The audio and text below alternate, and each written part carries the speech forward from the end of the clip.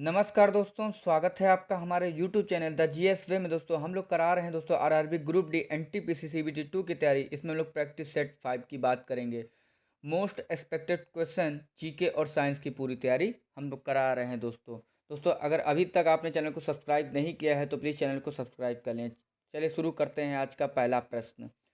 पहला प्रश्न, क्रिकेट विश्व कप 2023 की मेजबानी कौन करेगा? तो क्रिकेट विश्व कप 2023 की मेजबानी दोस्तों अपना देश भारत करेगा। ऑप्शन डी इसका सही उत्तर हो जाएगा। अपना देश भारत 2023 की मेजबानी करेगा। ये दोस्तों अक्टूबर और नवंबर 2023 के दौरान भारत की मेजबानी में होने वाला 2023 पुरुषों का आईसीसी क्रिकेट विश्व कप, आईसीसी पुरुष क्रिकेट विश्व कप का 13वां संस्करण है। कौन सा संस्करण है दोस्तों? 13वां संस्करण है। अभी तक दोस्तों 12 आईसीसी विश्व कप खेले गए। दोस्तों ये पहली बार होगा कि दोस्तों भारत अपनी सरजमी पर भारत पहली बार पूरा क्रिकेट कराने जा रहा है। विश्व कप पूरा कराएगा। नहीं तो इससे पहले दोस्तों 3 संस्करण भारत ने कराए हैं, 1987, 1996 और 2011, जिसमें दोस्तों भारत ने क्रमशः पाकिस्तान और बांग्लादेश के साथ स्थान साझा किया और श्रीलंका के साथ स्थान साझा किया। नेक्स्ट, दूसरा प्रश्न, प्रकाश का वेग किसमें अधिकतम होता है?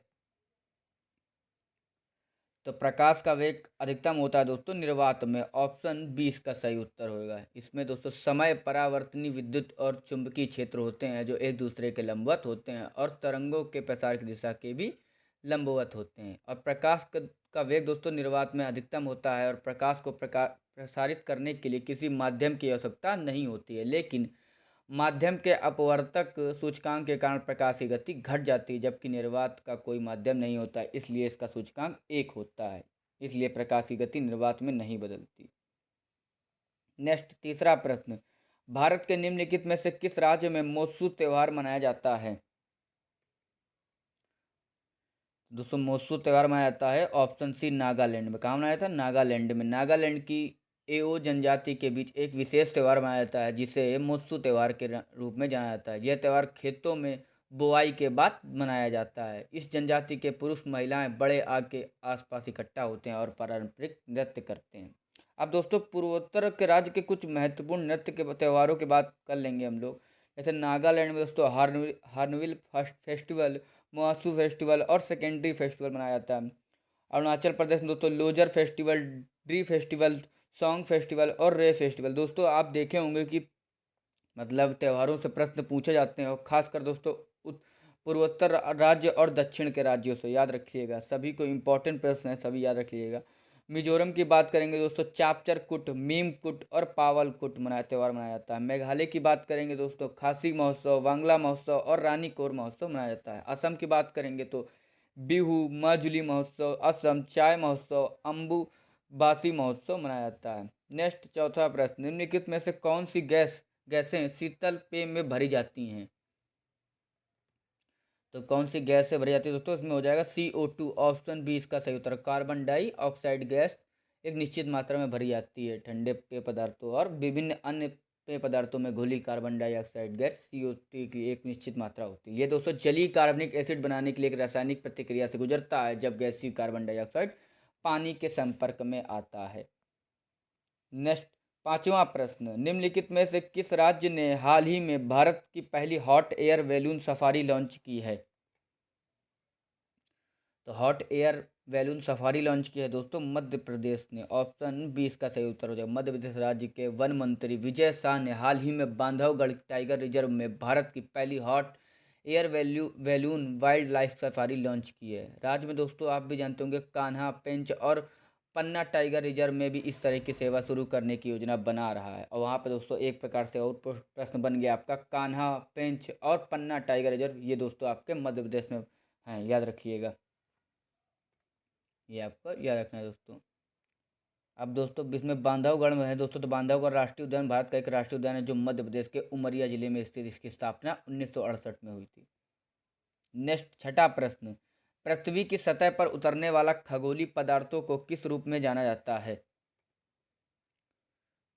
तो पृथ्वी की सतह पर उतरने वाला खगोलीय पदार्थों को दोस्तों उल्का पिंड, ऑप्शन सी इसका सही उत्तर, उल्का पिंड के रूप में जाना जाता है। उल्का पिंड की बात करेंगे तो यह उल्का पिंड किसी वस्तु के मलबे का एक ठोस टुकड़ा होता है, जैसे कि धूमकेतु, क्षुद्र ग्रह या फिर उल्कापिंड जो बाहरी अंतरिक्ष में उत्पन्न होता है और किसी ग्रह या चंद्रमा की सतह तक पहुंचने के लिए वायुमंडल के माध्यम से अपने मार्ग से बच जाता है, और पृथ्वी की सतह पर खगोलीय पदार्थों से उतरने को उल्कापिंड के रूप में जाना जाता है। याद रखिएगा दोस्तों। अब दोस्तों इसमें लिखा टूटता तारा, जैसे ये लिखा है तो ये टूटता तारा ठीक उल्टे हथौड़े के समान है, लेकिन एक गिरावट में पाए जाने के बजाय यह एक तेजी के बल में पाया जाता है।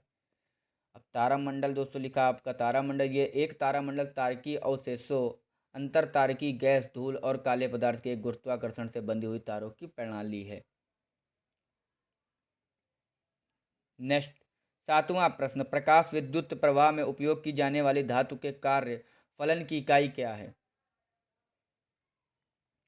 तो दोस्तों इसमें आप देख सकते हैं कि प्रकाश विद्युत प्रवाह में उपयोग की जाने वाली धातु के कार्य फलन की बोला गया है, तो याद रखिएगा ये हो जाएगा जूल। ऑप्शन ए इसका सही उत्तर हो जाएगा। कार्य फलन दोस्तों यह एक धातु की सतह से इलेक्ट्रॉनों के फोटो उत्सर्जन के लिए आवश्यक न्यूनतम ऊर्जा है जब प्रकाश उस पर आपतित होता है।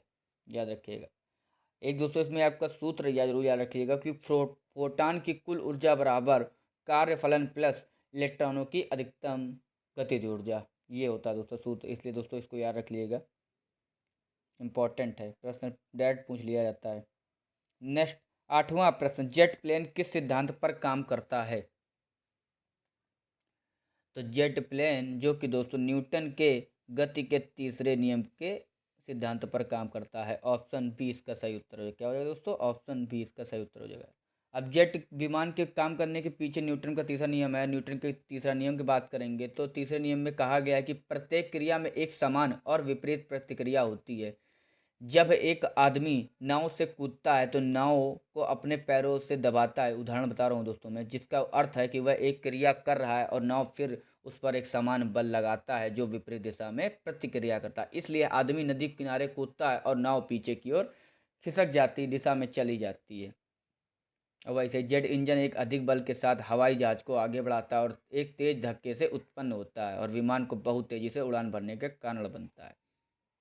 अब दोस्तों आपका न्यूटन का गति का पहला नियम लिखा है तो इसकी बात कर लेंगे। तो न्यूटन के गति का पहला नियम, इसके अनुसार यदि कोई पिंड विराम में है और शेष पिंड गति में रहेगा जब तक कि उस पर कोई बाहरी बल लागू नहीं लगता है, तो दोस्तों न्यूटन की गति का पहला नियम कहलाता है। उदाहरण के लिए दोस्तों वायुमंडल के माध्यम से नीचे गिरने वाली एक गेंद की गति।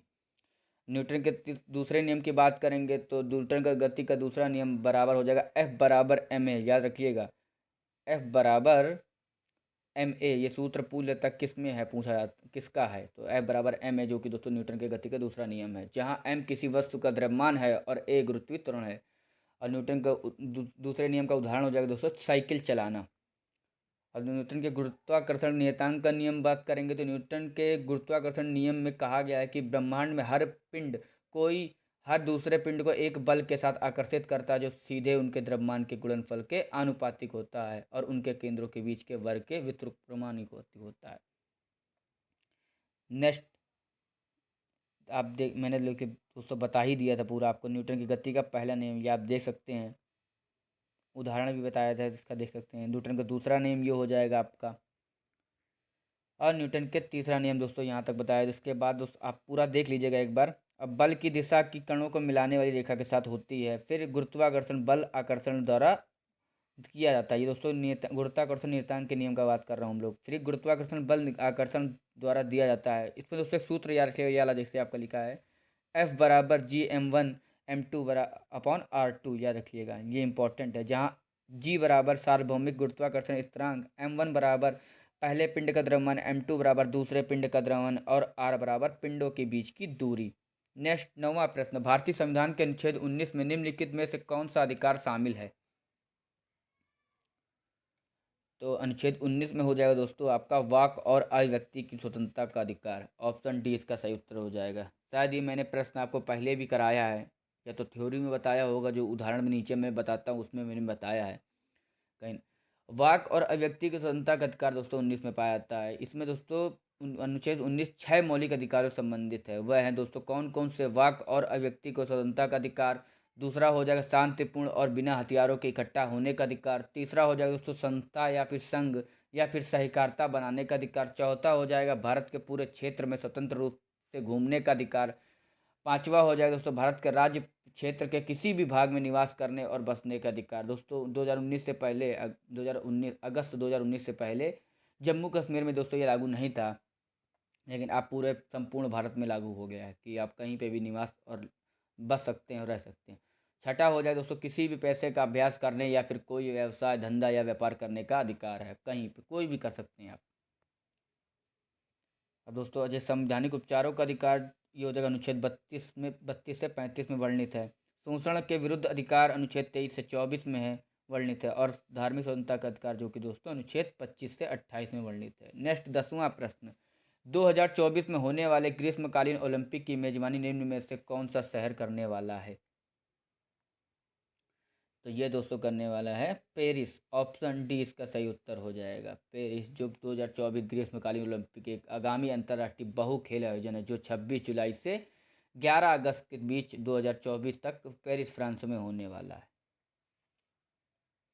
दोस्तों हाल जो 2021 में 2 हफ्ते हुए हैं ओलंपिक, वो दोस्तों 2020 का था, याद रखिएगा। 2021 वाला जो था वो दोस्तों 2020 का था। ग्रीष्मकालीन ओलंपिक खेलों का आधिकारिक शुभारंभ दोस्तों मिराइट हुआ था 2020 का, ये दोस्तों टोक्यो जापान में हुआ था। इसी को दोस्तों आप पूरा इसको सही से बोलना चाहेंगे दोस्तों, 2020 ग्रीष्मकालीन ओलंपिक 2021 को पुनः निर्धारित किया गया जो टोक्यो जापान में आयोजित किया गया। नेक्स्ट दोस्तों याद रखिएगा, हम लोगों ने ओलंपिक और पैरालंपिक दोनों की ही क्लास अपने चैनल पर बना रखी है, चैनल पर जा करके आप देख सकते हैं जा करके। 11वां प्रश्न, अमीनो अम्ल के निर्माण खंड हैं। तो अमीनो अमीनो अम्ल के निर्माण खंड हैं दोस्तों, ऑप्शन ए प्रोटीन हो जाएगा। क्या हो जाएगा? प्रोटीन। अब अमीनो अम्ल की बात कर लेंगे तो प्रोटीन दोस्तों इसमें कार्बनिक यौगिक से बने होते हैं जिन्हें अमीनो अम्ल कहा जाता है। डायरेक्ट प्रश्न एग्जाम में ऐसे ही पूछ लेता है, इसलिए उन्हें दोस्तों प्रोटीन के निर्माण घटक के रूप में भी जाना जाता है। और दोस्तों कार्बोहाइड्रेट की बात कर लेंगे, जो आपका कार्बोहाइड्रेट लिखा है ये कार्बोहाइड्रेट कार्बनिक यौगिक होते हैं जिनमें कार्बन, हाइड्रोजन और ऑक्सीजन का अनुपात, देखिए आपका प्रश्न आपको डायरेक्ट बता दे रहा हूँ कि 1:2:1 होता है। क्या होता है? 1:2:1 होता है, जिसमें कार्बन, हाइड्रोजन और ऑक्सीजन का अनुपात 1:2:1 होता है, याद रखिएगा। विटामिन की बात कर लें, जो आपका विटामिन लिखा है, जो ये चीज़ विटामिन का आविष्कार दोस्तों सर एफ जी हॉपकिंस ने किसने एफ जी हॉपकिंस ने किया था। किसने किया था? एफ जी हॉपकिंस ने किया था। विटामिन शब्द दोस्तों फंक द्वारा गढ़ा गया था। विटामिन कार्बनिक यौगिक होते हैं जिनकी न्यूनतम मात्रा में आवश्यकता होती है। अब खनिज पदार्थ की बात कर लेंगे दोस्तों, इस खनिज शरीर के लिए एक आवश्यक एक समरूप अकार्बनिक पदार्थ जो शरीर के चयापचय को नियंत्रित करता है। नेक्स्ट 12वां प्रश्न, निम्नलिखित में से कौन सा रासायनिक तत्व भूक्षारीय धातुओं के समूह से संबंधित नहीं है? तो भूक्षारीय धातुओं के समूह से संबंधित नहीं है दोस्तों पोटेशियम। क्या होना जाएगा? पोटेशियम। ऑप्शन सी इसका सही उत्तर। पोटेशियम क्षार धातुओं के समूह से संबंधित है दोस्तों। पोटेशियम जो कि दोस्तों क्षार धातुओं के समूह से संबंधित है और आवर्त सारणी के समूह 1 से संबंधित, जो आवर्त सारणी के एस खंड में स्थित है, याद रखिएगा। ये आपका हो जाएगा पोटेशियम क्षार धातुओं के समूह से संबंधित है और आवर्त सारणी के समूह 1 से संबंधित, जो आवर्त सारणी के एस खंड में स्थित है। क्षार धातुओं की बात कर लेंगे, इसमें रासायनिक तत्व हो जाएंगे दोस्तों lithium, sodium, potassium, rubidium, caesium और फ्रेंसियम होते हैं, याद रखिएगा। 1 2 3 4 5 6 इनको याद रख लीजिएगा, ये क्षार धातुओं में रासायनिक तत्व हैं। आवर्त सारणी के समूह 2 में बात कर लेंगे तो भूक्षारी धातुओं के 6 रासायनिक तत्व हैं दोस्तों। बेरिलियम, मैग्नीशियम, कैल्शियम, स्टोंटियम, बेरियम और रेडियम, ये भूक्षारी तत्वों के समूह के 6 तत्व हैं। इंपॉर्टेंट है सभी, अब आपको सभी देख लेना, ये दोस्तों भूक्षारी में आते हैं। नेक्स्ट इसमें देखो आप इसकी तत्व परमाणु संख्या प्रतीक की बात कर लेंगे दोस्तों। कैल्शियम की परमाणु संख्या हो जाएगी 20, प्रतीक हो जाएगा दोस्तों Ca। बेरियम की बात कर लेंगे 56 होता है इसका परमाणु संख्या, ये हो जाएगा दोस्तों Ba से प्रतीक होता है इसका। रेडियम की बात कर लेंगे, इसकी परमाणु संख्या 88 होती है, इसको दोस्तों Ra से रिप्रेजेंट करते हैं, प्रतीक है दोस्तों। पोटेशियम की बात कर लेंगे, इसकी परमाणु संख्या 19 है और इसको दोस्तों K से रिप्रेजेंट करते हैं दोस्तों। नेक्स्ट 13वां प्रश्न, निम्नलिखित में से कौन ब्रह्मपुत्र नदी की सहायक नदी नहीं है? तो ब्रह्मपुत्र नदी की सहायक नदी नहीं है दोस्तों टोन्स। ऑप्शन सी इसका सही उत्तर हो जाएगा। ऑप्शन सी जो कि दोस्तों टोन्स नदी नहीं है। टोन्स नदी किसकी सहायक नदी है दोस्तों? गंगा की सहायक नदी है। टोन्स नदी दोस्तों एक प्रमुख बारहमासी हिमालय नदी है जो उत्तराखंड के गढ़वाल संभाग से होकर बहती है और हिमाचल प्रदेश को छूती है, याद रखिएगा। यह दोस्तों यमुना नदी की सबसे बड़ी सहायक नदी है। किसकी नदी है दोस्तों? यमुना नदी की सहायक नदी है टोंस नदी, जिसकी लंबाई 148 किलोमीटर है। और दोस्तों ये आपका मानस, तीस्ता और सियोंग, ये दोस्तों आपकी ब्रह्मपुत्र नदी की सहायक नदी है। ये आपकी टोंस नदी नहीं है। नेक्स्ट 14वां प्रश्न, मानव शरीर में भोजन का पाचन किस अंग से शुरू होता है? तो इसका सही उत्तर हो जाएगा दोस्तों मुंह से। ऑप्शन बी इसका सही उत्तर। मानव शरीर में भोजन का पाचन दोस्तों मुंह से शुरू होता है। जब आप देखते होंगे, चबाते होंगे खाने को, ये दोस्तों, या जब हम लोग चबाते हैं खाने को, उसी तो दोस्तों उसी को वहीं से तो पाचन बनेगा। इम्पोर्ट आप ऐसे ही प्रश्न जैसे कुछ लोग सोचते हैं कि ये नहीं होगा, इसलिए कि समझ नहीं पाते हैं, लेकिन डायरेक्ट दोस्तों आपका ऑप्शन आपका यही होगा, मुंह ही होगा। मानव शरीर में भोजन का पाचन मुंह से अंग से शुरू होता है। अब पाचन की बात कर लेंगे। पहले पाचन क्या होता है? जैसे ये हमारे द्वारा खाए जाने वाले भोजन को पोषक तत्वों में बदलने की जटिल प्रक्रिया, जिसका उपयोग शरीर जीवित रहने के लिए आवश्यक ऊर्जा, विकास और कोशिका की मरम्मत के लिए करते हैं। इसमें जल को उत्सर्जित करना भी शामिल है, याद रखिएगा। ये आपका हो जाएगा। अब दोस्तों मानव पाचन तंत्र की बात कर लेंगे तो मानव पाचन तंत्र में आहार नली होती है, जिसे आगे विभिन्न घटकों में विभाजित किया जाता है। जैसे कि कौन कौन से ऑप्शन है? मुख गुहा, ऑप्शन बी आहार नाल या फिर ग्रास नली, ऑप्शन सी अमाशय, ऑप्शन डी छोटी आंत, ऑप्शन ई मलाशय में समाप्त बड़ी आंत, और ऑप्शन एफ गुर्दा हो जाएगा। नेक्स्ट 15वां प्रश्न, अम्लीय उर्वरता का पीएच मान कितना होता है?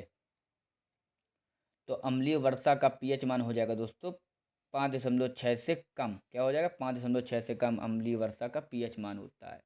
अब अम्लीय वर्षा एक क्या बात करेंगे, इसकी परिभाषा क्या मतलब मान लेंगे। अम्लीय वर्षा की परिभाषा हो जाएगी दोस्तों, एक रासायनिक प्रतिक्रिया के कारण होती है अम्लीय वर्षा, जो तब शुरू होती जब सल्फर डाइऑक्साइड और नाइट्रोजन ऑक्साइड जैसे यौगिकों को हवा में मुक्त किया जाता है। वह दोस्तों आपकी अम्लीय वर्षा कहलाती है।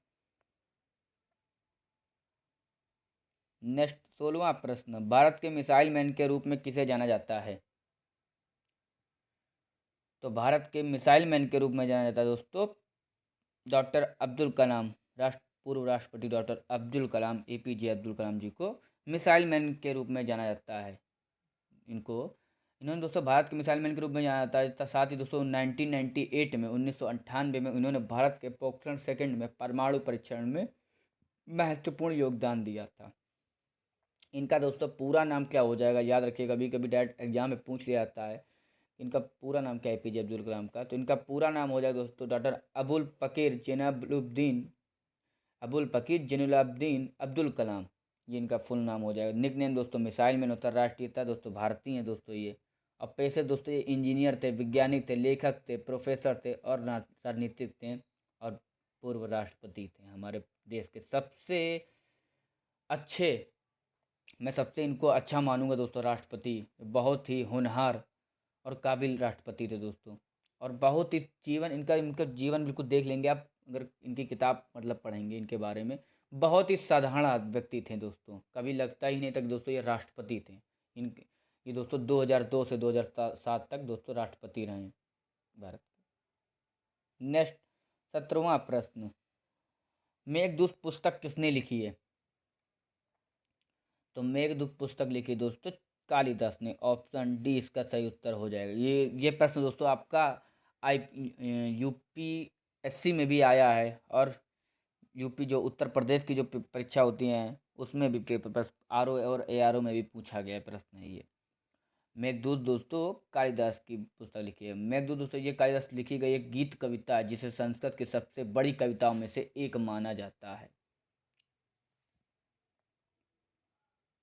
अब दोस्तों इसमें और भी हैं, जैसे कालिदास की और क्या हो जाएंगी, जैसे इनकी और भी हो जाएंगी उल्लेखनीय रचनाओं में कुमार संभव, अभिजन शुकुंतलम, रघुवंश और विक्रमो वर्षियाम शामिल होती हैं। इनकी कुछ अन्य रचनाएं हो जाएंगी।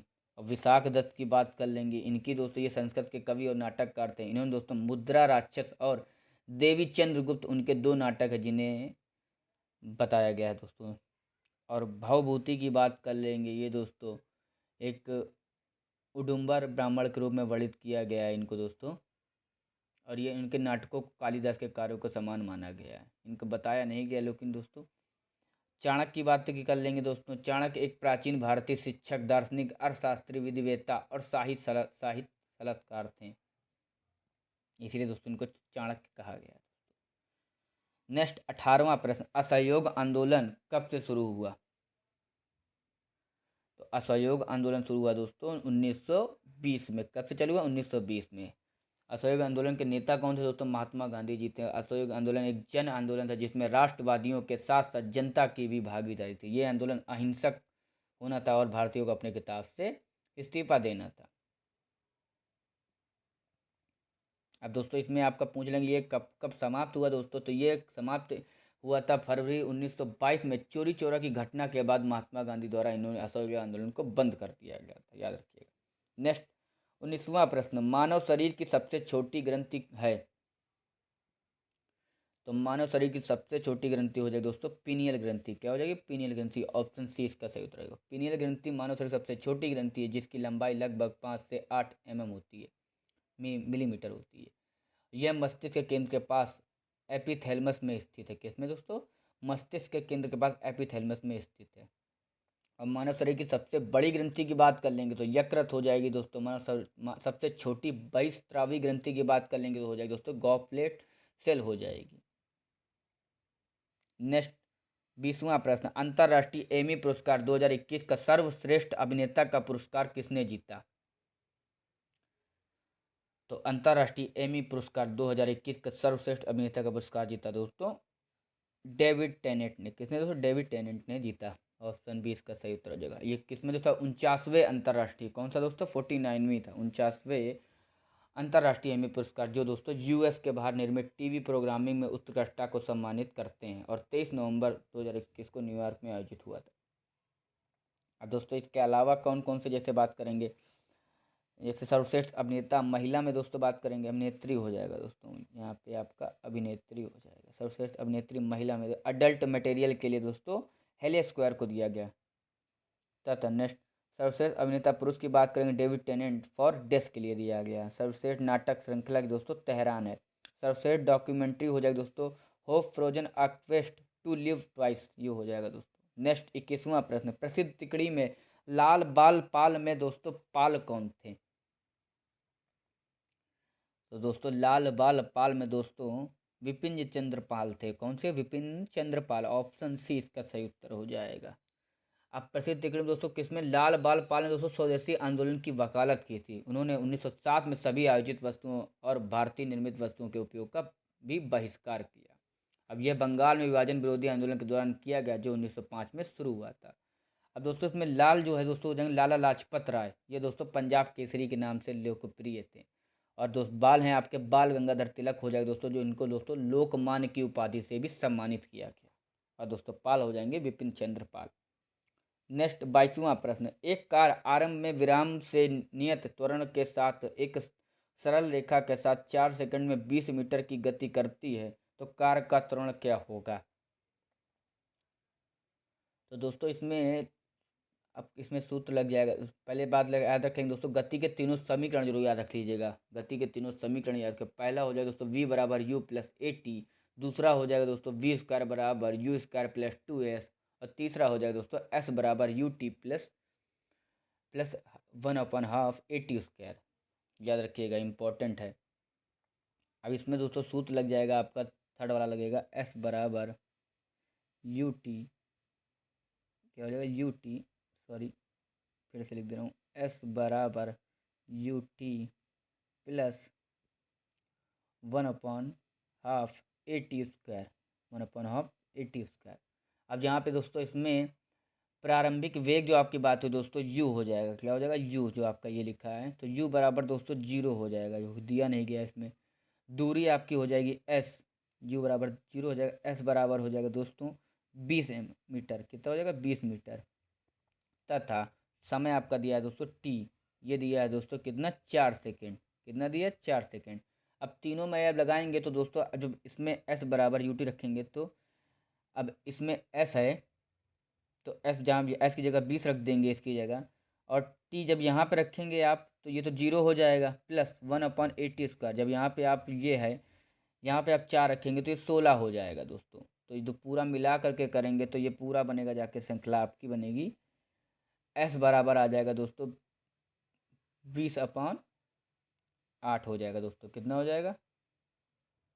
20/8 हो जाएगा। तो ये दोस्तों आ जाएगा 2.5 आ जाएगा। कितना आ जाएगा? 2.5 मीटर प्रति स्क्वायर।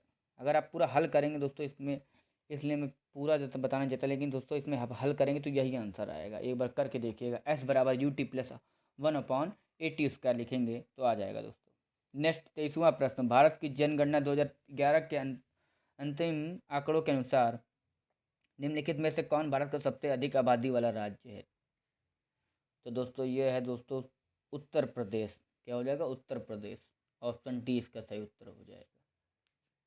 और दोस्तों सबसे अधिक बात करेंगे आबादी में भी सबसे अधिक है। लोकसभा की बात करेंगे, लोकसभा की सीटें कितनी हैं उत्तर प्रदेश में, तो याद रखिएगा 80 हैं। और जिले आपके 75 हैं। कन्फ्यूजन हो जाती है बहुत लोगों को।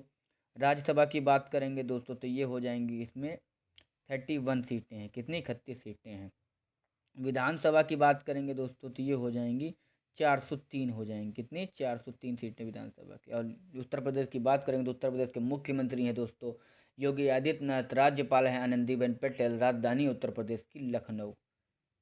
नेक्स्ट 24वां प्रश्न, ताइगा वन निम्नलिखित में से किस देश में पाया जाता है? तो ताइगा वन दोस्तों जो कि दोस्तों पाया जाता है रूस में। ऑप्शन बी इसका सही उत्तर हो जाएगा। ताइगा वन दोस्तों साइबेरिया में ताइगा वन सबसे बड़ा वन है। इसमें विश्व वन भूमि का कम से कम 25% हिस्सा शामिल है। कितना परसेंट? 25% हिस्सा शामिल है। यह कनाडा और अलास्का के अधिकांश क्षेत्रों को घेरता है और उत्तरी वन के रूप में जाना जाता है। नेक्स्ट 25वां प्रश्न, निम्न में से भारत की कौन सी सबसे बड़ी ताजे पानी की झील है? तो सबसे बड़ी ताजे पानी की झील है दोस्तों वुलर झील। कौन सी? ऑप्शन डी इसका सही उत्तर है वुलर झील। वुलर झील भारत की सबसे बड़ी ताजे पानी की झील है। वुलर झील एशिया की दूसरी सबसे बड़ी ताजे पानी की झील है जो हरमुख पर्वत की तलहटी में स्थित है। याद रखिएगा। वुलर झील का पानी का मुख्य स्रोत दोस्तों झेलम नदी है। और इस झील में इसके केंद्र में एक छोटा द्वीप है जिसे जेनुक लंक भी कहा जाता है। क्या कहा जाता है? जेनु लंक कहा जाता है। याद रखिएगा, इंपॉर्टेंट है। अन्य बात कर लेंगे। डल झील दोस्तों ये जम्मू कश्मीर में, थोल झील दोस्तों की जो कि दोस्तों गुजरात में है, और पुष्कर झील दोस्तों की दोस्तों राजस्थान में है। नेक्स्ट 26वां प्रश्न, शरीर की सबसे बड़ी धमनी कौन सी है? तो शरीर की सबसे बड़ी धमनी हो जाएगी दोस्तों महाधमनी। क्या हो जाएगी? Option A महाधमनी। महाधमनी शरीर की सबसे बड़ी धमनी है। महाधमनी बाएं वेंट्रिकल के शीर्ष पर शुरू होती है जो हृदय की पेशी पंपिंग कक्ष है, और हृदय बाएं वेंट्रिकल से महाधमनी वाल्व के माध्यम से रक्त को महाधमनी में पंप करता है। नेक्स्ट 27वां प्रश्न, सितंबर 2021 में राष्ट्रीय कैडेट कोर एनसीसी के महानिदेशक के रूप में किसे नियुक्त किया गया है? तो सितंबर 2021 में राष्ट्रीय कैडेट कोर एनसीसी के महानिदेशक के रूप में दोस्तों गुरबीर पाल सिंह को नियुक्त किया गया। ऑप्शन सी इसका सही उत्तर हो जाएगा। ऑप्शन सी इसका सही उत्तर जब हो जाएगा। अब एनसीसी की बात कर लेंगे तो एनसीसी दोस्तों पहले बता दूंगा मैंने, ये हो जाएगा राष्ट्रीय कैडेट कोर हो जाएगा। कैडेट कोर और एनसीसी के बारे में उनकी स्थापना हुई थी 1948 में। मुख्यालय दोस्तों नई दिल्ली और आदर्श वाक्य है एनसीसी का एकता और अनुशासन। नेक्स्ट 28वां प्रश्न, भारत में निम्नलिखित में से कौन सा बांध सबसे ऊंचा है? तो भारत में सबसे बड़ा बांध हो जाएगा दोस्तों टिहरी बांध। कौन सा? टिहरी बांध, जो कि दोस्तों उत्तराखंड में है। कहाँ पे? उत्तराखंड में बागरी नदी के पार बनाया गया है। और इसकी ऊंचाई कितनी है दोस्तों? 261 मीटर। कितनी है दोस्तों? 261 मीटर है। और इसकी लंबाई दोस्तों बात कर लेंगे तो 575 मीटर है। 575 मीटर। अब भाखड़ा नांगल बांध की बात करें दोस्तों, ये सतलज नदी के पार बना है जो पंजाब और हिमाचल प्रदेश से होकर बहती है। और यह एशियाई महाद्वीप का दूसरा सबसे बड़ा बांध है। और इसकी ऊंचाई 226 है। कितनी?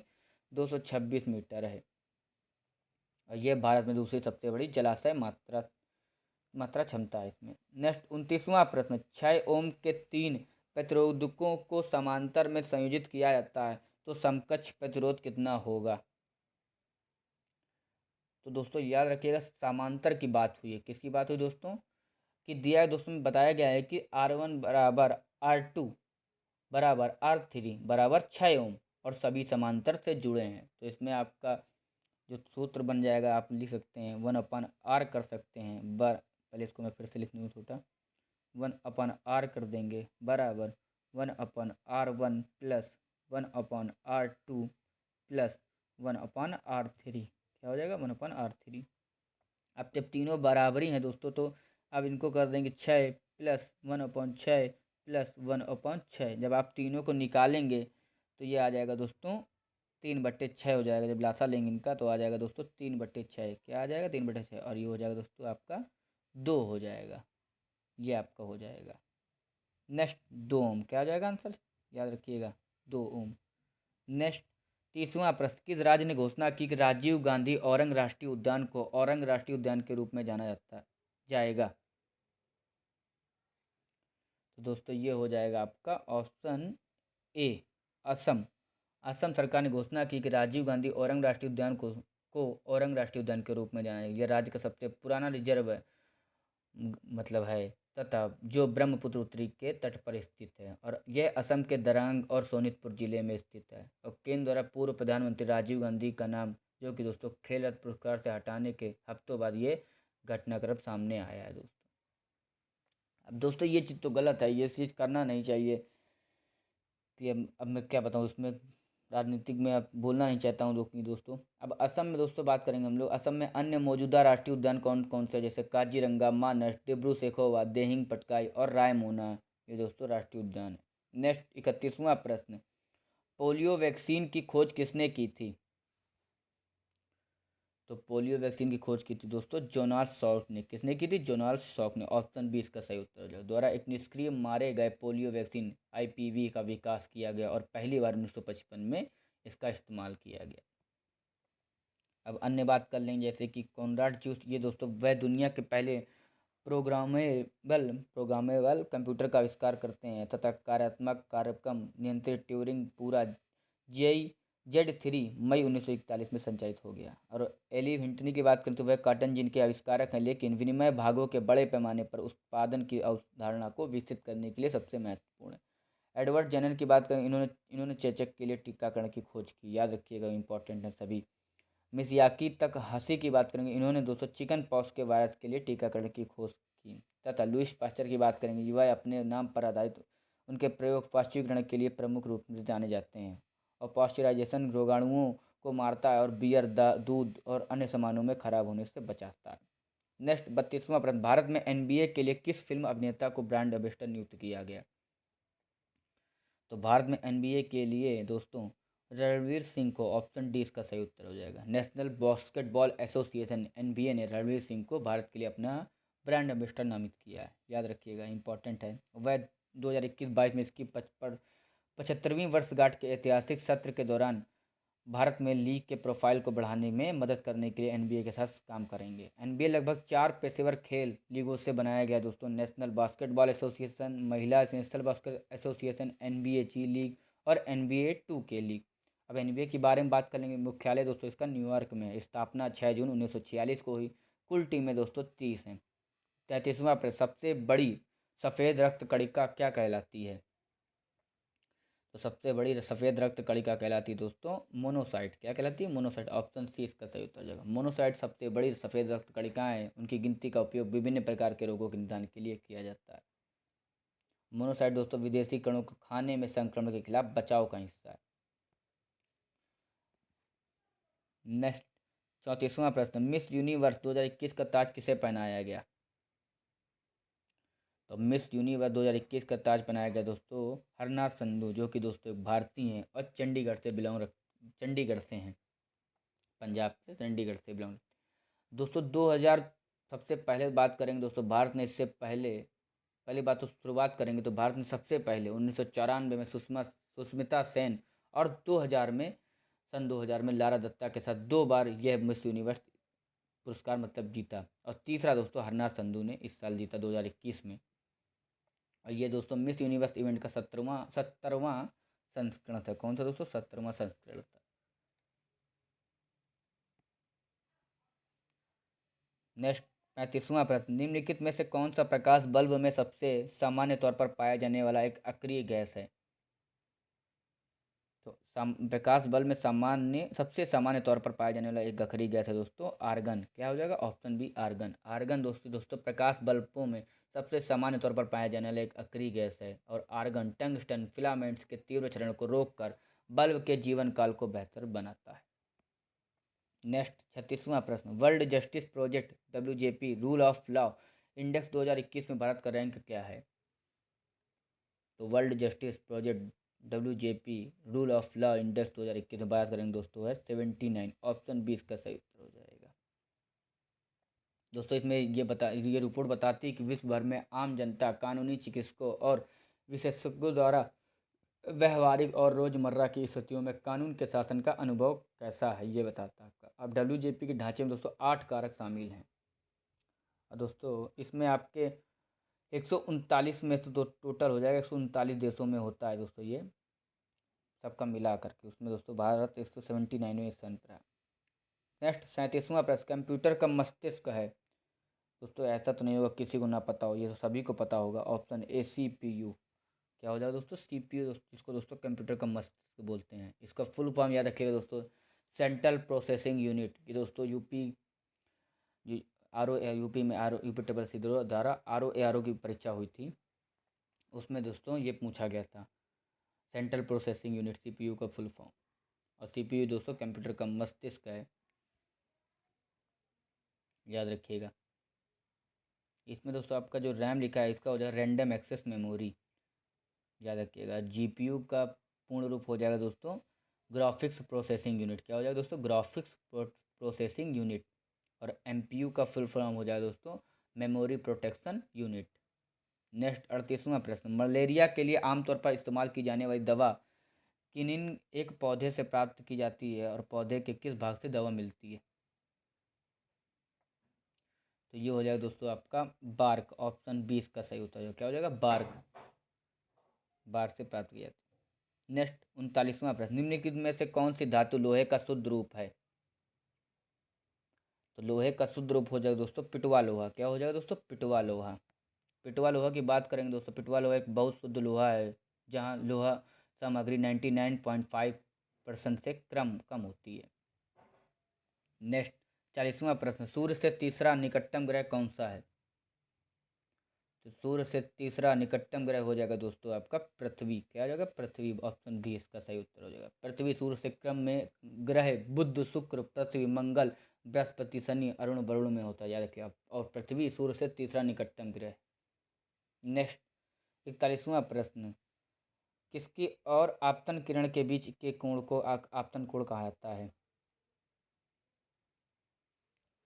तो ये दोस्तों कहा जाता है आपको अभिलंब। क्या हो जाएगा? अभिलंब। ऑप्शन सी, अभिलंब और आपतन किरण के बीच के कोण को आपतन कोण कहा जाता है।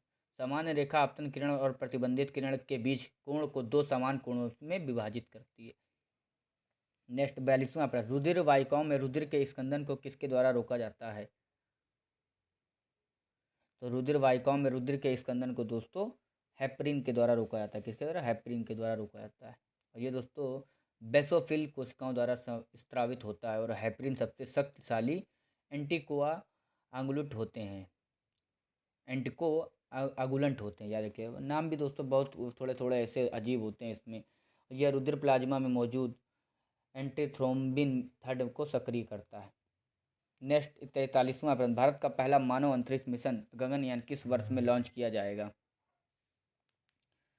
तो भारत का पहला मानव अंतरिक्ष मिशन गगनयान जो कि दोस्तों 2023 में लॉन्च किया जाएगा। ऑप्शन 20 का सही उत्तर हो जाएगा। 2022 में 2 मानव रहित गगनयान मिशन लॉन्च किए जाएंगे और अंतरिम क्रू गगनयान मिशन जो कि दोस्तों 2023 में लॉन्च किया जाएगा। भारत का पहला मानव अंतरिक्ष मिशन गगनयान 2023 में लॉन्च किया जाएगा, याद रखिएगा, इंपॉर्टेंट है दोस्तों। आई होप आपको वीडियो अच्छी लगी। अगर अच्छी लगे तो उसको लाइक करें, कमेंट करें एंड प्लीज़ चैनल को सब्सक्राइब करें। धन्यवाद।